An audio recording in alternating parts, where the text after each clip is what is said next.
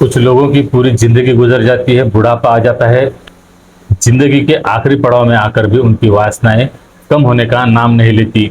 इसीलिए कुछ पुरुष होते हैं जो बुढ़ापे में आकर भी कोई महिलाओं को गलत नजर से देखते हैं, तो कुछ बूढ़ी महिलाएं भी होती है जो जवान लड़कों को बुरी नजर से देखती है। उनके दिल में अभी भी वासनाएं उसी तरह से बरकरार रहती है जिस तरह से वो जवानी में होती है। आज की घटना एक ऐसी ही महिला की है, जो महिला 60 से 65 साल की उम्र में भी उसके दिल में भी इसी तरह की हवस और वासना भरी हुई होती है, और वो महिला अपनी वासना को पूरा करने के लिए एक जवान लड़के को अपने प्यार के जाल में फंसा लेती है। उस लड़के को प्यार का ही झांसा नहीं, उस लड़के को पैसे का लालच भी दिया जाता है, और पैसे देकर वो महिला उस लड़के के साथ अपनी शारीरिक जरूरतें पूरी करती आ रही होती है। लगभग ये महिला उस लड़के के साथ 2 सालों तक इसी तरह से रिलेशन में रहती है। आए दिन उस लड़के को अपने घर पर बुलाया करती थी, उससे पैसे दिया करती थी, और उसके साथ महिला समय बिताया करती थी। उसके साथ अपनी जो भी शारीरिक जरूरतें होती हैं ये पूरी किया करती थी। लेकिन एक दिन यह महिला की हत्या हो जाती है। महिला की नहीं, उस महिला के पति की भी बेदर्दी से हत्या कर दी जाती है। जब दोनों की हत्या हो जाती है और जब पुलिस पूरी तरह से जांच करती है, तब जाकर इस महिला के इस अवैध रिश्ते का पता चलता है। जब पुलिस इस बात का खुलासा करती है कि इस महिला के इस उम्र में भी नाजायज संबंध थे, अवैध संबंध थे, इस महिला के इसी तरह के गलत संबंध होते हैं, तब इस बात पर कोई विश्वास नहीं कर रहा होता है। क्या है पूरा मामला, यही आज हम इस वीडियो में विस्तार से जानते हैं, तो इस वीडियो को अंत तक जरूर देखें। नमस्कार दोस्तों, मेरा नाम है संजय और आशा करता हूं कि आप सभी अपने परिवार के साथ खुश होंगे, सुरक्षित होंगे। दोस्तों, घटना है बिहार राज्य का एक जिला पड़ता है पटना, और पटना का ही एक थाना पड़ता है पाटलिपुत्र। इसी थाने से 100 से 200 मीटर की दूरी पर एक परिसर होता है नेहरू नगर, और इसी परिसर में रोड नंबर 7 पर एक 2 मंजिला बंगला बना हुआ होता है। इस बंगले की मालकिन सुजाता देवी श्रीवास्तव और इस महिला के पति यानी कि बंगले के मालिक एन.के. श्रीवास्तव, जो कि रिटायर फौजी होते हैं, वो और उनकी पत्नी दोनों ही रहा करते थे। 2 मंजिला इमारत होती है, तो नीचे का जो ग्राउंड फ्लोर होता है ये किसी दूसरों को भाड़े से दिया हुआ होता है, और ऊपर के मंजिल पर ये दोनों पति पत्नी ही रहा करते थे। वैसे इन दोनों को 3 बेटे होते हैं। तीनों बेटे अपने अपनी लाइफ सेट कर चुके थे। एक बेटा अपने बीवी बच्चों के साथ हैदराबाद में रहा करता था, जो कोई बिजनेस किया करता था, तो दूसरा बेटा दिल्ली में रहा करता था, वो भी वहां पर कोई बड़ी नौकरी या फिर कोई व्यवसाय करता था। तो एक बेटा होता है, ये बेटा दुबई में होता है। पति पत्नी दोनों ही भले हुए घर पर रहा करते थे, लेकिन इन दोनों को किसी भी बात की, किसी भी चीज की कोई कमी नहीं होती। जो एन.के. श्रीवास्तव थे, ये रिटायर्ड फौजी होने की वजह से इन्हें हर महीने को पेंशन मिला करता था, और पहले से ही इनके पास काफी सारी दौलत होती है, घर में किसी भी चीज की कोई कमी नहीं होती। जो एन.के. श्रीवास्तव होते हैं, ये एक बहुत ही गंभीर बीमारी से जूझ रहे होते हैं, जो कि पैरालिसिस तरह की एक बीमारी होती है। ना तो खुद वो बिस्तर से उठ पाते हैं, ना बाथरूम जा सकते थे। इसीलिए जो सुजाता देवी होती है, उनकी पत्नी, ये सिर्फ अपने पति की सेवा में ही अपने घर पर रहा करती थी, ना तो इन्हें दूसरा कोई काम करने की जरूरत थी। सुजाता देवी को सिर्फ उनके पति को खाना देना और उन्हें बाथरूम तक ले जाना और फिर लाकर उन्हें बिस्तर पर रख देना, इतना ही सुजाता देवी को काम होता है। इस तरह से ये पति पत्नी जब रहा करते थे, तो 15 अक्टूबर 2025 के दिन सुबह के 10 से 11 बजे की बात है। बेटे भले ही दूर रहते हो, माँ बाप को किसी बात की तो कोई कमी नहीं होती, लेकिन फिर भी जो बेटे होते हैं आए दिन अपने माता पिता को फोन करके उनकी हालचाल पूछा करते थे, उनकी तबीयत के बारे में पूछा करते थे, क्योंकि जो पिता होते हैं ये हमेशा बीमार रहा करते थे। इसी वजह से जो दुबई वाला लड़का होता है, ये अपनी माँ को कॉल करता है, उनसे बात करने की कोशिश करता है, लेकिन सुजाता देवी का 15 अक्टूबर के दिन सुबह 10 बजे फोन बंद आता है। तभी जो बेटा होता है ये अपने पिता के फोन पर कॉल करता है, लेकिन पिता का भी मोबाइल बंद आ रहा होता है। बेटा 10-15 मिनट के बाद फिर और आधे घंटे के बाद इसी तरह से कुछ समय बाद वो फोन करने की बार बार कोशिश कर रहा होता है, लेकिन पिता का फोन बंद होता है, इधर माँ का भी फोन बंद आता है। तो बेटे को चिंता होने लगती है। बेटे को लगता है कि पिता की कोई तबीयत तो ज्यादा खराब तो नहीं हुई है, माँ शायद पिता को हॉस्पिटल तो लेकर नहीं गई। इसके बारे में अब उस बेटे को चिंता होने लगती है।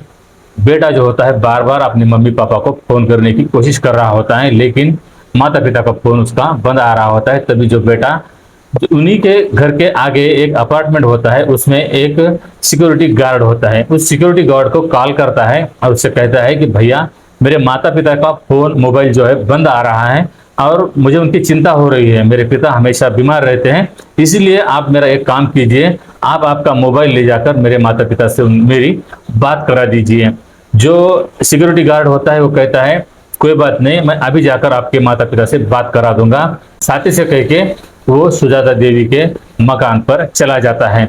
जैसे ही ये वहां से बेटे का फोन चल रहा होता है, सिक्योरिटी गार्ड हाथ में मोबाइल लेकर उस बंगले पर चला जाता है। बाहर से ही जाने के लिए सीढ़ियां बनी हुई होती हैं और नीचे के फ्लोर पर कोई किराएदार वगैरह होते हैं। जो सिक्योरिटी गार्ड होता है सीढ़ियां चढ़कर ऊपर के मंजिल पर जाकर पहुंच जाता है। जैसे ही जाकर दरवाजा ठकठकाने वाला होता है तो सिक्योरिटी गार्ड देखता है कि दरवाजे से अंदर से या बाहर से कोई कुंडी लगी नहीं हुई है, दरवाजा सिर्फ ढकेला हुआ होता है। तो जो सिक्योरिटी गार्ड होता है वो आवाज देते देते अंदर पहुंच जाता है, आंटी जी आपके बेटे का फोन आया है और आपसे वो बात करना चाहते हैं, आपका मोबाइल क्यों बंद है। इसी तरह से वो बातें करते हुए अंदर जाता है। अंदर जाकर देखता है तो जो हाल का सामान होता है ये इधर उधर फैला हुआ होता है, अस्त व्यस्त होता है। तभी वो अंदर आवाज देता हुआ अंदर चला जाता है। अंदर जाकर देखता है, यहाँ वहां देखता है तो अंदर जो सुजाता देवी होती है वो कहीं नजर नहीं आती। तो जाकर वो किचन में देखता है। जैसे ही जो सिक्योरिटी गार्ड किचन में जाकर पहुंचता है, देखता है तो उसके पैरों तले जमीन खिसक जाती है। जो सिक्योरिटी गार्ड होता है ये जोर से फोन पर ही चीखने चिल्लाने लगता है। वो इस तरह से चीखने चिल्लाने लगता है जिस तरह से मानो वो बुरी तरह से डर गया हो। तो सुजाता देवी का बेटा उस सिक्योरिटी गार्ड से पूछ रहा होता है कि आखिर बात क्या है, तुम इस तरह से क्यों चिल्ला रहे हो, क्या हुआ है। वो सिक्योरिटी गार्ड से पूछ ही रहा होता है तो सिक्योरिटी गार्ड कहता है कि देखो तुम्हारी जो माँ है इनकी हत्या हो चुकी है, उन्हें किसी ने बहुत ही बेदर्दी से मार दिया है और तुम्हारी मम्मी जो है ये पूरी तरह से खून से लथपथ जमीन पर पड़ी हुई है। इस तरह से जब बेटा सुनता है तो बेटे के भी पैरों तले जमीन खिसक जाती है। बेटा भी फोन पर रोने लगता है। वो कहता है कि मेरी मम्मी को इस तरह से किसने मारा है, आप एक बार जाकर बेडरूम में मेरे पिता से बात कराइए। तभी जो सिक्योरिटी गार्ड होता है अंदर जाकर देखता है बेडरूम में, तो जो बेडरूम में उसके पिता लेटे हुए होते हैं वो भी खून से लथपथ अपने बेड पर पड़े हुए होते हैं। सिक्योरिटी गार्ड कहता है कि देखो तुम्हारे पिता की भी इस तरह से बेदर्दी से हत्या कर दी गई है, धारदार शस्त्रों से उन पर वार किया गया है, तुम्हारे माता और पिता दोनों की हत्या हो चुकी है। सिक्योरिटी गार्ड इस तरह से सुजाता देवी के बेटे को बताता है और जब ये चीख रहा होता है, चिल्ला रहा होता है तो आसपास के जो पड़ोसी होते हैं वो भी भागते हुए उस घर में दाखिल हो जाते हैं। जो नीचे किराएदार रहते हैं वो भी आकर ऊपर दाखिल हो जाते हैं। सभी लोग देखते हैं, हैरान रह जाते हैं। जो बेटा होता है वो भी पुलिस को कॉल करता है और जो आस पड़ोस के लोग होते हैं ये भी इस बात की सूचना पुलिस को दे देते हैं। पुलिस भी 200 मीटर दूरी पर ही थाना होता है। तभी फौरन पुलिस की गाड़ी मौके पर पहुंच जाती है। आकर पंचनामा किया जाता है, देखा जाता है तो जो सुजाता देवी होती है ये किचन में खून से लथपथ पड़ी हुई होती है। तो उसके पति जो यानी श्रीवास्तव होते हैं ये भी अपने बेड पर अपने बेडरूम में खून से लथपथ पड़े हुए होते हैं। दोनों की मृत्यु हो जाती है। दोनों लाशें पुलिस कब्जे में लेती है, उन्हें पोस्टमार्टम के लिए भेज दिया जाता है। अब पुलिस आगे की जांच में जुट जाती है। पुलिस को लगता है कि ये जो वयस्क महिला है, वयस्क पुरुष है, दोनों भी इस तरह से दोनों की किसने हत्या की होगी और इन दोनों की क्या दुश्मनी होगी। जब उनके बारे में पूछा जाता है, बेटे से बात की जाती है तो पता चलता है कि 3 बेटे हैं लेकिन एक भी घर पर नहीं रहता, सिर्फ घर पर ये जो पति पत्नी होते ये दोनों ही रहा करते थे। तो पुलिस को लगता है कि तो शायद लूटपाट के इरादे से इनके घर में कोई चोर घुस आए हो और इन दोनों ने उसका विरोध किया हो, इसीलिए इन दोनों की हत्या कर दी होगी। तो पुलिस जब घर का पूरा मुआयना करती है, पुलिस जब पूरी तरह से घर की जांच करती है, देखा जाता है कि कोई अलमारी में कोई कैश तो गायब नहीं है, कोई जेवर तो गायब नहीं है। इस तरह से जब देखा जाता है तो घर में उस वक्त 15 लाख रुपए कैश पड़ा हुआ होता है। कुछ गहने होते हैं, सोना होता है, चांदी होती है, सब तरह से जो गहने होते हैं जैसे के तैसे पड़े हुए होते हैं। ना तो घर से कोई चीज गायब होती है, ना कोई महंगी चीजें घर से चोरी हुई होती है, ना ही कोई दरवाजा तोड़ा गया था, ना ही कोई खिड़की तोड़ी गई थी, ना तो एक तरह से देखा जाए तो ये लूटपाट का मामला ही नहीं लग रहा था। तो पुलिस अब आगे की जांच में जुट जाती है, पता करने की कोशिश करती है कि क्या इन दोनों की किसी के साथ दुश्मनी थी, किसी संपत्ति को लेकर, किसी जमीन को लेकर, किसी बात से कोई विवाद है। इसके बारे में जब पूछताछ की जाती है तो सभी बेटे बताते हैं कि हमारे माता पिता की इस तरह से कोई भी दुश्मनी नहीं है। जब इस तरह से पूरे बेटे फोन पर भी बताते हैं और सभी बेटे जो होते हैं वो निकलकर मौके पर आ जाते हैं, उनका अंतिम संस्कार किया जाता है। जब ये बात पूरे शहर में फैल जाती है कि इस तरह से एक दंपति की जो वयस्कर है उनकी हत्या कर दी गई है और वो भी दिन दहाड़े घर में घुसकर हत्या की गई है, तो पूरे शहर में दहशत का माहौल बन जाता है। सभी लोग पुलिस से सवाल करते हैं कि आखिर यह खून किसने किया है और क्या वजह है, आप आरोपी को जल्द से जल्द पकड़िए। इस तरह से पुलिस को प्रेशर आता है, ऊपर से जो भी अधिकारी होते हैं, अधिकारी भी पुलिस पर दबाव बनाते हैं और इस घटना की जांच की जाए, जो आरोपी है उसे पकड़ा जाए। इस तरह से पुलिस पर दबाव बन रहा होता है, लेकिन पुलिस के हाथ कुछ नहीं आता। इस तरह से 1 दिन 2 दिन बीत जाते हैं, लेकिन पुलिस के हाथ खाली ही रहते हैं। पुलिस जब आस पड़ोस में भी पूछताछ कर लेती तो आसपास के लोगों से भी कोई जानकारी पुलिस के हिसाब से पुलिस को नहीं मिलती, इसीलिए पुलिस भी हैरान हो जाती है। तभी जो एक पड़ोस में सीसीटीवी फुटेज होता है, वो सीसीटीवी फुटेज उसी वक्त का होता है। उस वक्त एक व्यक्ति इनके घर के आसपास से गुजर रहा होता है और वो व्यक्ति उस इलाके का नहीं होता, वो अनजान व्यक्ति होता है। इसीलिए वो सीसीटीवी फुटेज जो 40 से 50 सेकंड का वीडियो होता है और वही वीडियो जब पुलिस को दिखाया जाता है कि इस व्यक्ति पर हमें कोई संदेह है, आप इसके बारे में जांच कीजिए, ये व्यक्ति हमारे इलाके का नहीं है, ये उस वक्त उस दिन वहीं पर मौजूद होता है, शायद इस व्यक्ति को इसके बारे में कोई जानकारी हो। इसीलिए पुलिस वो फिर फुटेज देखती है, ना उस फुटेज में उसके बाइक का नंबर दिखाई देता है, ना उस व्यक्ति का कोई चेहरा स्पष्ट दिखाई देता है। इसलिए पुलिस भी आगे उस रोड से जो भी सीसीटीवी फुटेज लगे हुए होते हैं, उन सीसीटीवी फुटेजों को खंगालना शुरू कर देती है। और जैसे जैसे आगे बढ़ते हैं तो वो जो व्यक्ति होता है रोड नंबर 2 इसी नेहरू नगर में उस इलाके में जाकर पहुंच जाता है। और वो जो व्यक्ति होता है, उस व्यक्ति का नाम होता है अमित कुमार। वो एक किराने की दुकान चलाया करता था, जिसकी उम्र लगभग 30 से 32 साल की होती है। वो अपने पत्नी और बच्चों के साथ उसी इलाके में रहा करता था भाड़े के तौर पर। वो मुख्य रूप से रहने वाला नालंदा का होता है और यहाँ आकर उसने एक किराने की दुकान शुरू कर दी थी और वही वो दुकान चलाने का काम किया करता था। और पुलिस जाकर जब अमित कुमार के दुकान पर पहुंच जाती है, उससे पूछताछ करने की कोशिश करती है। अमित कुमार को जब देखती है तो जो अमित कुमार होता है उसके हाथों पर बैंडेज किया हुआ होता है, यानी कि उसके हाथों पर कोई जख्म हुआ होता है और उसे पट्टी की गई थी। जब पुलिस पूछती है कि तुम्हारे हाथ को क्या हुआ है, तब जो अमित कुमार होता है वो बताता है कि मुझे चोट लगी है, मैं बाइक से गिर गया था, इसीलिए मैंने अपने हाथों पर पट्टी बांधी है। तो जब पुलिस उससे पूछताछ करती है कि तुम जिस दिन सुजाता देवी और उसके पति की हत्या हुई थी, उस वक्त उस दिन तुम उसी एरिया में थे, उस वक्त वहां तुम क्या करने के लिए गए थे? तो पुलिस के इस सवाल से अमित कुमार घबरा जाता है। वो पुलिस को गोल मोटोल बातें करने की कोशिश कर रहा होता है, लेकिन पुलिस को और ज्यादा कुछ शक होता है। तो पुलिस उसे हिरासत में लेती है और थाने ले जाया जाता है। थाने ले जाकर उसे बताया जाता है कि ये सीसीटीवी फुटेज है, एक सीसीटीवी फुटेज में तुम इस महिला के घर के आसपास नजर आ रहे हो, उनके घर के सामने से तुम गुजर रहे हो और हमें शक है कि तुम उसी घर से बाहर निकले हुए हो। और जैसे जैसे आगे की सीसीटीवी फुटेज में तुम पूरी तरह से क्लियर नजर आ रहे हो, तुम्हारे शरीर पर जो शर्ट है, जो तुम्हारी बाइक है, उस बाइक का नंबर है, सभी हमारे पास सबूत के तौर पर मौजूद है। जो कुछ भी हुआ उसके बारे में हमें तुम सही सही से बताओ, वरना हमें हमारे तरीके से पूछना आता है। तब अमित कुमार आखिरकार टूट जाता है और जो कुछ भी सच्ची कहानी होती है वो पुलिस को बताने लगता है। अमित कुमार पुलिस को बताता है कि साहब, मैंने सिर्फ सुजाता देवी का कत्ल किया है, लेकिन उसके पति को मैंने नहीं मारा है। तो पुलिस पूछती है कि तुमने सुजाता देवी को क्यों मारा है और उसके पति को किसने मारा है, इसके बारे में जब पूछताछ की जाती है, तब अमित कुमार पुलिस को बताता है कि जो अमित कुमार है ये कई दिनों से उसी इलाके में किराने की दुकान चलाया करता था। जब ये किराने की दुकान चलाया करता था तो 2 से 2.5 साल पहले की बात है। सुजाता देवी एक दिन इसकी किराने की दुकान पर आ जाती है, वहां आती है और उसकी जो भी घर की जरूरत की चीजें होती है उसके पास से खरीदती है और वो चली जाती है। फिर इसी तरह से जो सुजाता देवी है आए दिन उस दुकान पर आया जाया करती थी। जब भी उसे सामान की जरूरत पड़ती थी तो उस दुकान पर आया करती थी और उससे वो सामान खरीद कर अपने घर जाया करती थी। इसी में दोनों की जान पहचान हो जाती है और सुजाता देवी अमित कुमार से एक दिन कहती है कि मेरा घर यहाँ से कुछ दूरी पर है, वहां से मुझे आने जाने में समय लगता है और घर पर मेरे जो पति हैं ये हमेशा बीमार रहते हैं। जब भी मैं घर से बाहर जाती हूँ वो पूरा घर सर पर उठा लेते हैं, घर में चीख पुकार मचा देते हैं, मुझे हर वक्त उनके पास मौजूद रहना पड़ता है।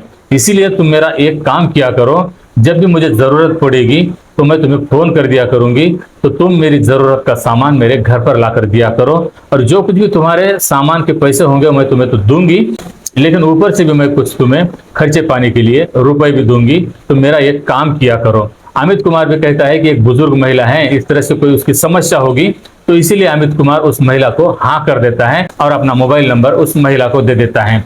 जैसे सुजाता देवी अमित कुमार का मोबाइल नंबर लेती है, सुजाता देवी होती है ये अब जब भी इसे कोई सामान की जरूरत पड़ती, ये फोन करके अमित कुमार से कहती और अमित कुमार सामान लेकर इसे घर लाकर पहुंचा दिया करता था। जब अमित कुमार इस तरह से अब इस महिला के घर आया जाया करता था, तो महिला उसे घर में आने के लिए कहती थी, घर में बैठने के लिए कहती थी, उसे पानी दिया करती थी, कभी चाय नाश्ता दिया करती थी, और जितना भी उसका सामान का पैसा होता था वो तो उसे दिया ही करती थी, लेकिन ऊपर से उसे 400-500 रुपए, 1000 रुपए इस तरह से उसे टिप दिया करती थी।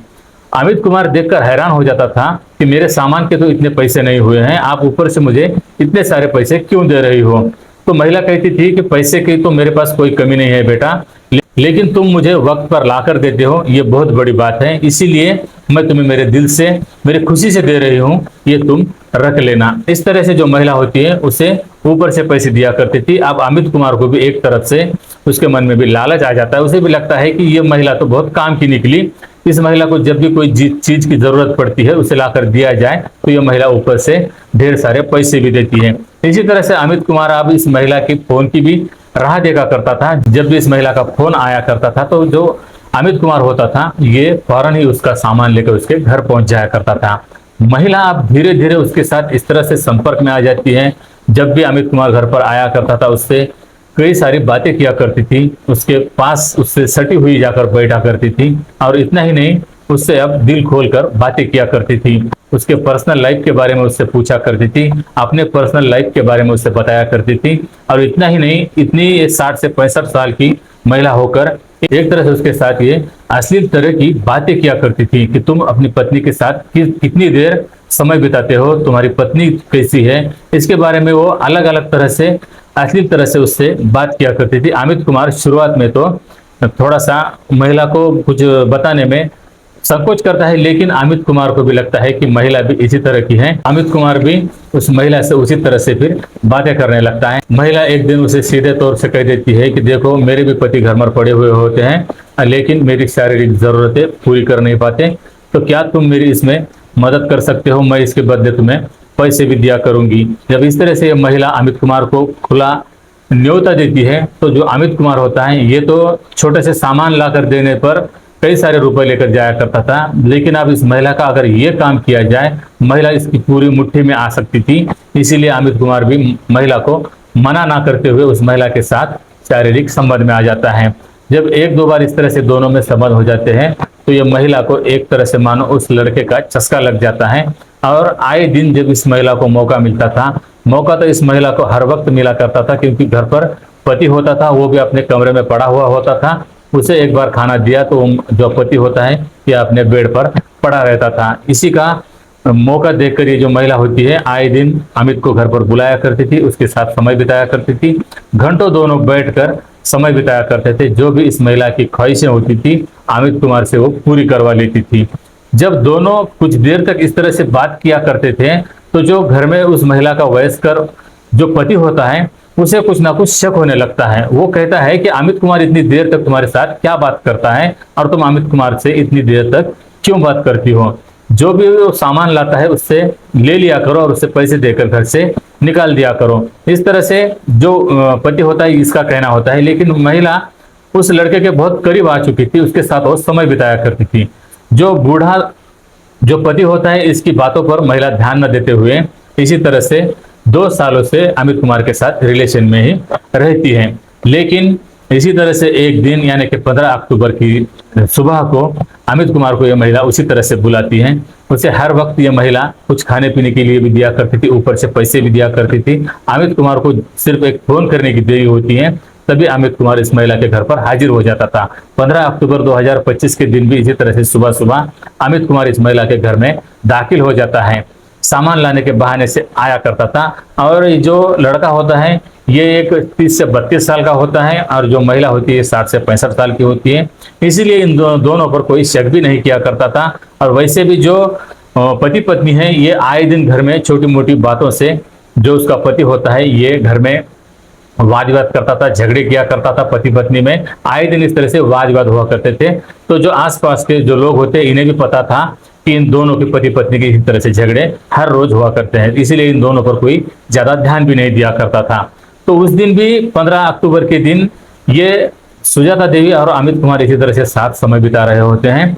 तभी जो उसका पति होता है उसे अब उसके मन में इतना शक घर कर गया था कि उसे लगता है कि उसकी पत्नी अब उसके पीठ पीछे उस अमित कुमार के साथ गलत काम कर रही है। इसलिए जो पति होता है ये अपनी पत्नी को बार बार आवाज देने की कोशिश कर रहा होता है, लेकिन जो पत्नी होती है ये अपने दोस्त के साथ, अपने प्रेमी के साथ इस कदर व्यस्त होती है कि वो अपने पति की बात पर ध्यान ही नहीं देती और उसी के साथ वो समय बिता रही होती है। लेकिन जो एनके श्रीवास्तव होते हैं उन्हें बहुत ज्यादा गुस्सा आ जाता है। उसे लगता है कि मेरी जो पत्नी है ये गलत काम कर रही है, इसीलिए मैं उसे रंगे हाथ पकड़ूंगा। वो पूरी जी जान से पूरी ताकत लगाते हैं और अपने बिस्तर से उठने की कोशिश करते हैं और किसी तरह से वो अपने बिस्तर से उठकर जमीन पर गिरते हैं। जमीन से घिसटते घिसटते हुए वो उस कमरे तक जाकर पहुंचते हैं जिस कमरे में सुजाता देवी और उसका प्रेमी एक साथ आपत्तिजनक स्थिति में होते हैं। जैसे ही जाकर पति अपनी पत्नी को देखता है तो ये गुस्से से आग बबूला हो जाता है और ये जोर जोर से चीखने चिल्लाने लगता है। जैसे ही पति जोर जोर से चीखने चिल्लाने लगता है अमित कुमार होता है ये घबरा जाता है। वो जाकर एनके श्रीवास्तव को शांत करने की कोशिश कर रहा होता है। उसे उठाकर उसके बेडरूम में जाकर लिटा देता है। वहां जाकर उससे शांत करने की, उसे समझाने की कोशिश कर रहा होता है, लेकिन जो पति होता है ये अब गुस्से में आ चुका था। उसने अपनी पत्नी को आपत्तिजनक स्थिति में देख लिया था, इसीलिए वो अब शांत रहने का नाम नहीं लेता। तो अमित कुमार होता है वो सुजाता देवी के पति को किसी तरह से चुप कराने की कोशिश में एक तकिया लेता है, उसके मुंह पर दबाता है, उसे समझाने की कोशिश करता है कि देखो चीखने चिल्लाने की जरूरत नहीं, आइंदा से मैं तुम्हारे घर में नहीं आऊंगा। लेकिन जो एनके श्रीवास्तव होता है वो चीखने चिल्लाने की कोशिश कर रहा होता है। तभी जो सुजाता देवी होती है ये काफी गुस्से में आ चुकी थी और वो साथ में एक धारदार चाकू किचन से लेकर आती है और तभी बेडरूम में आकर दाखिल हो जाती है। अब उसे लगता है कि जो मेरा पति है यह अब हमारा भांडाफोड़ कर देगा। अब ये इसी नाम से अमित कुमार और मेरे अवैध संबंध के बारे में चिल्लाएगा, लोग सुनेंगे तो मेरी बदनामी हो जाएगी, मेरे बेटे मेरे बहुओं को पता चल जाएगा। सीधे जाकर उस चाकू से अपने पति के सीने पर चाकू से वार करने लगती है। वार इतने खतरनाक तरीके से करती है कि 2-3 बार उसके सीने में पूरी तरह से खंजर गाड़ देती है। इसी वजह से पूरे कमरे में बेड पर खून की धाराएं बहने लगती हैं और जो अमित कुमार होता है वो देखते ही रह जाता है। उसे कुछ सूझता ही नहीं कि उसकी जो प्रेमिका है यानी कि सुजाता देवी है ये क्या कर रही है। वो ना तो उसे रोक पाता है ना सुजाता देवी रुकती है और इसी में जो एनके श्रीवास्तव है उनकी जगह पर ही मौत हो जाती है। जैसे उनकी मौत हो जाती है सुजाता देवी की आंखों में एक तरह से गुस्सा भरा हुआ होता है, दूसरी तरफ उसकी आंखों में एक अलग ही समाधान होता है कि उसके रास्ते का कांटा हमेशा के लिए हट चुका है। उसके चेहरे पर एक मंद मंद मुस्कान होती है। जब इस तरह से उसका भयानक चेहरा अमित देखता है तो वो डर जाता है।